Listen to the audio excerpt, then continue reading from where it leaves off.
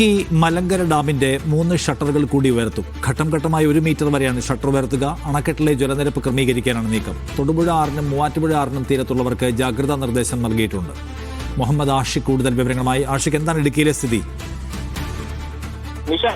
മഴ മാറി നിൽക്കുന്നുണ്ടെങ്കിലും അണക്കെട്ടുകളിലേക്കുള്ള നീരൊഴുക്ക് ശക്തമായി തന്നെ തുടരുന്നതിന്റെ ഭാഗമായിട്ടാണ് മലങ്കര ഡാമിൽ എത്തിക്കുന്നത് എന്നുള്ളതാണ്. 2 ദിവസം മുമ്പ് ഷട്ടറുകൾ ഉയർത്തിയിരുന്നെങ്കിലും കൂടുതൽ ഷട്ടറുകൾ ഉയർത്തേണ്ട നിലയിലേക്ക് സാഹചര്യങ്ങൾ മാറുന്നു എന്നുള്ളതാണ്. നിലവിൽ 3 ഷട്ടറുകൾ കൂടി 1 മീറ്റർ വരെ ഘട്ടം ഘട്ടങ്ങളായി ഉയർത്തുവാനാണ് തീരുമാനിച്ചിട്ടുള്ളത്. ഇടുക്കിയിൽ ഓറഞ്ച് അലർട്ടാണ് നിലനിൽക്കുന്നത്. ഈ പശ്ചാത്തലത്തിൽ കൂടിയാണ് ജലനിരപ്പ് ക്രമീകരിക്കുവാൻ വേണ്ടി പുതിയ നടപടി ഡാം അതോറിറ്റി സ്വീകരിക്കുന്നത് എന്നുള്ളതാണ്. നിലവിൽ 2 ഷട്ടറുകൾ 1.5 മീറ്റർ ഉയർത്തിയിട്ടുണ്ട്. ഇതിനോടൊപ്പമാണ് 3 ഷട്ടറുകൾ 1 മീറ്റർ വരെ ഘട്ടഘട്ടമായി ഉയർത്തുന്നത്.